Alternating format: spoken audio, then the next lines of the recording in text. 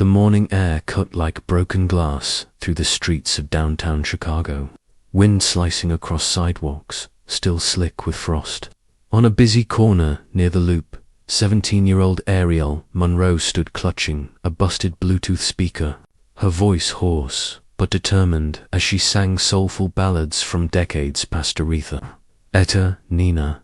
Her coat was 2 sizes too small, and her shoes, the soles nearly gone, soaked through with cold. People passed by in waves, heads down, earbuds in, coffee cups in hand. A few dropped loose change into the open shoebox at her feet without looking at her face. Just behind her, perched on a weathered milk crate and bundled in a threadbare blanket, sat her 7-year-old brother, Tyler, his cheeks red with chill, coughing softly between sips of lukewarm soup from a paper cup. But still, he smiled as he watched his sister, eyes wide with pride. They had no home, no parents left to care for them, but they had this Ariel's voice, their rhythm, their hope. A man in an expensive coat walked past with his well-dressed, a teenage daughter, glanced briefly at the siblings, and muttered under his breath, "Shame. Some kids just don't want better for themselves." Ariel heard it. It hit her harder than the wind. She bit the inside of her cheek, kept her eyes on the pavement, but when the chorus came, she threw her heart into literature, louder, stronger than before, voice cracking and soaring all at once. She refused to be invisible. Across the intersection, a sleek black limousine rolled to a smooth stop at a red light. Behind its tinted window, someone watched, still, silent, observant. The window lowered slightly, just enough for a glimpse of the girl on the corner singing her soul into the street. Then the light changed. The limo eased forward and disappeared into the morning traffic, leaving only the faint echo of Ariel's voice lingering in the icy air. Ariel Monroe had once stood on real stages, dressed in pressed uniforms, singing harmonies in school choirs under bright auditorium lights, back when her mother was alive and the world felt safe. But that was 2 years ago, before a sudden stroke took her mother, before Ariel dropped out of school to care for her baby brother, Tyler, and before she learned how quickly people disappear when you're no longer someone else's responsibility. Now 17, Ariel lived day to day, a ghost in the city's margins, waking up in a rundown shelter and carrying the weight of a life too heavy for her young shoulders. Her days were a grind of singing on freezing street corners, running errands for strangers, and stretching every dollar to keep Tyler warm and fed. Tyler, just 7, was sweet beyond his years, brilliant, imaginative, and fragile.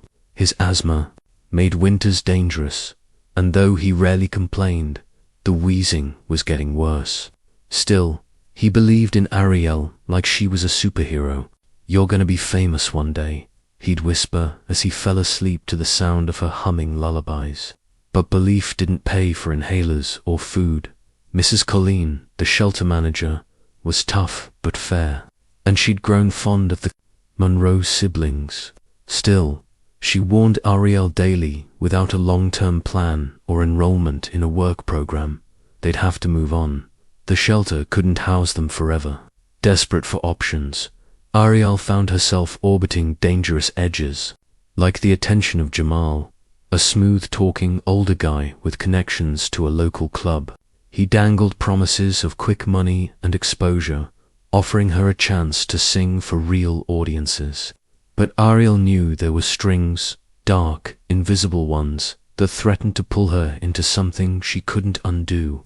Then there was Jordan Sinclair, a name most people forgot, but one that still rang out in old industry circles. He'd once discovered Grammy-winning voices, built stars from scratch, before a scandal years ago forced him into self-imposed exile. Nobody saw him anymore until, perhaps, that black limo. Ariel didn't know he existed, but he had seen her. Now, as bills stacked higher, Tyler's cough worsened, and the streets grew colder, Ariel's world was shrinking. She was emotionally exhausted, stretched thin, but love for her brother burned like fire in her chest. With no safety net, no help coming, and no room for mistakes, she clung to the only thing she had left, her voice.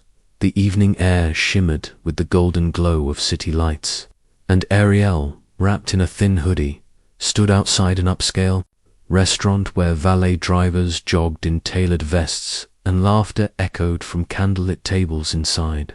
She sang, anyway, low, soulful, heartfelt. Her cracked Bluetooth speaker sat beside her on the pavement, offering backup harmonies through its worn-out static. She was tired, her feet numb, but her voice carried, rich with emotion and pain, stopping some diners mid-bite behind the glass. Then came the low purr of an engine. The same black limousine from weeks before glided to a halt at the curb. This time, the tinted window rolled down fully. Inside sat a man in his late 50s, his salt and pepper beard trimmed, sharp, his eyes shaded by a fatigue that suggested he'd seen too much and forgotten even more. He said nothing as she finished her song, just listened, arms crossed, jaw set. When the last note faded, he leaned forward.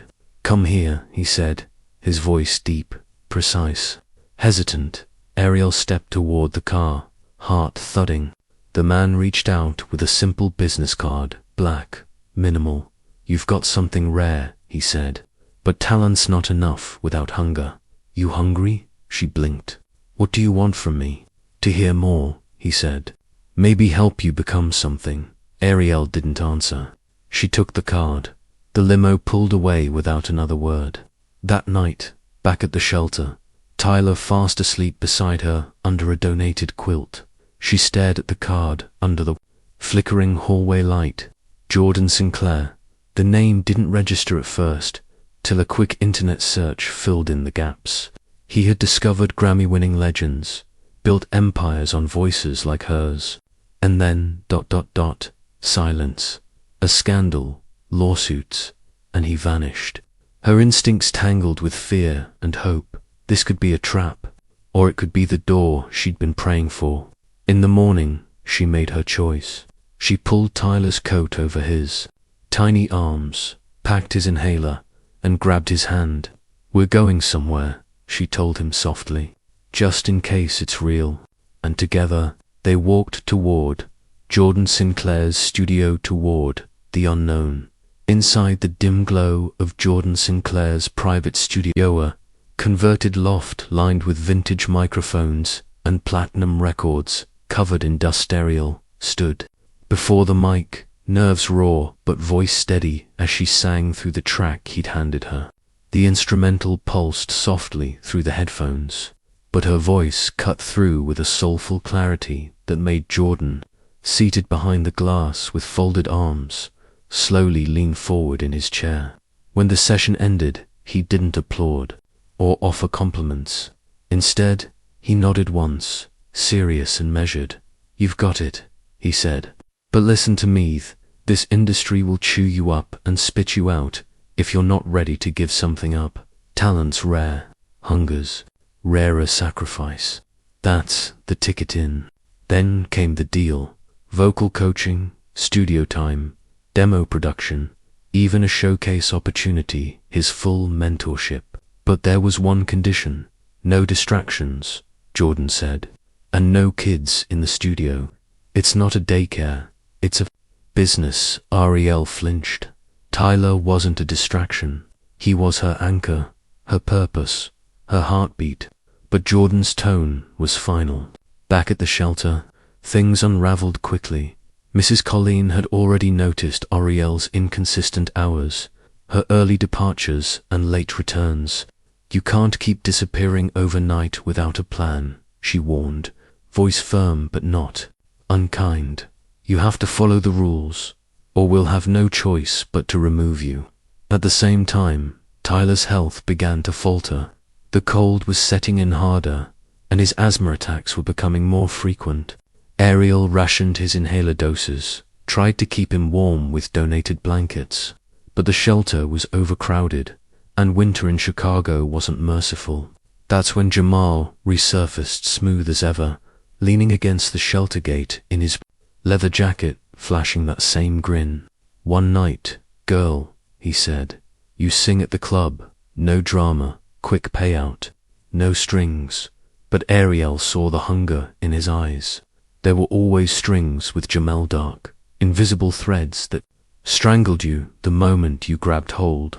Desperate and scared, she finally returned to Jordan's studio and agreed to his terms. She would commit, she would sing, she would fight, but she couldn't let go of Tyler. Every night she left the studio. She rushed back to the shelter, checked on him, sang to him as he slept, until one night she returned to find his bed empty. Panic clawed through her as Mrs. Colleen met her in the hallway, expression grim. "CPS came," she said quietly. "Someone reported neglect. Said you've been leaving him alone for hours. They took him." Ariel's knees buckled. The air vanished from her lungs. In trying to chase a future, she had lost the only thing that ever mattered. Tyler was gone. Ariel was a shell when she returned to the studio, eyes hollow, voice gone, fists clenched with rage and grief. The room, once filled with possibility, now felt like a trap she'd walked into blindfolded. She stormed in and slammed Jordan's door behind her, her voice shaking. "You said this was a sacrifice, not a loss, but I lost him. He's gone. CPS took my brother because I believed in your dream." Jordan didn't flinch. He stood quietly, letting her words cut through the silence. Then he walked to a shelf, pulled down a small, weathered photo in a frame, a teenage girl with Jordan's eyes and his stubborn jawline. "Her name was Amira," he said softly. "My daughter. She was 17 when she died. Overdose. I was across the country on tour, chasing fame while her world was falling apart." His voice cracked as he continued. "I thought building legends made me a legend, but I couldn't save my own kid. I've spent every day since asking who I became and what I let happen." Ariel's anger gave way to something else, recognition, sorrow, maybe even understanding. Jordan stepped closer, his voice firmer now. "You're not choosing between your dream and your brother. You're choosing how to fight for both. You think I'm telling you to let go? I'm telling you to hold tighter." The words struck something deep in her. That night, Ariel stopped running. She found Tyler's social worker and pleaded her case. She showed documents, explained the shelter situation, and demanded to be heard. Then she returned to the studio, not to record a hit, but to record her truth. One mic, no production, just her voice and an acoustic guitar. The song was called All I Have. It was raw, tear-soaked and honest.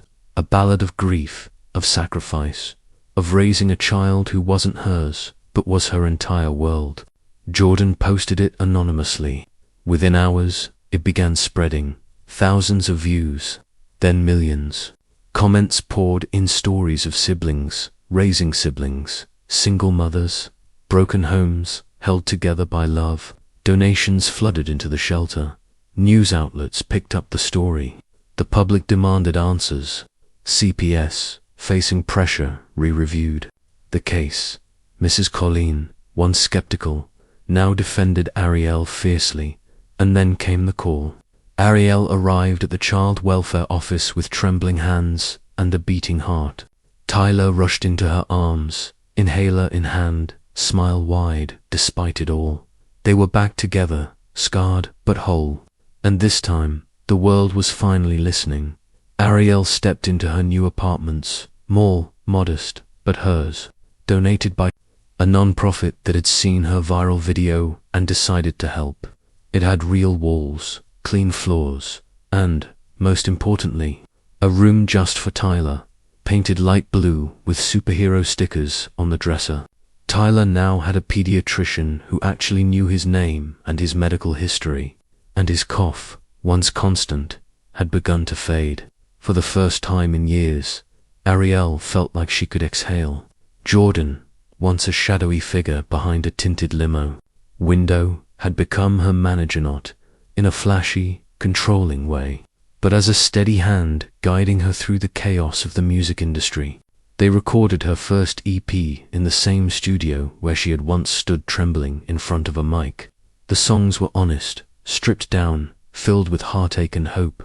When it was released, the same strangers who used to rush past her on freezing street corners now streamed her music, shared her lyrics, quoted her lines under photos of struggle and strength. She began to build a real following, not because she had been discovered, but because she had endured. One night, dressed in a thrifted denim jacket and combat boots, she walked into Jamal's club not to sing, but to speak. The neon lights flickered as he looked up from the bar, surprised. She walked up, calm and clear-eyed, and said, "I don't need shortcuts. I'm building something real." Jamal smirked, but he didn't argue. He knew she meant it, and she didn't look back. Her relationship with Jordan grew into something complex and beautiful, not quite father-daughter, but something equally rare. A bond forged in pain, redemption, and mutual belief. He'd helped her find her voice, and in doing so, began to heal the silence in his own life. They never talked much about Amira again, but some days, when Ariel sang certain lines, Jordan would close his eyes and simply nod like, maybe, just maybe, a little piece of both of them had found its way home.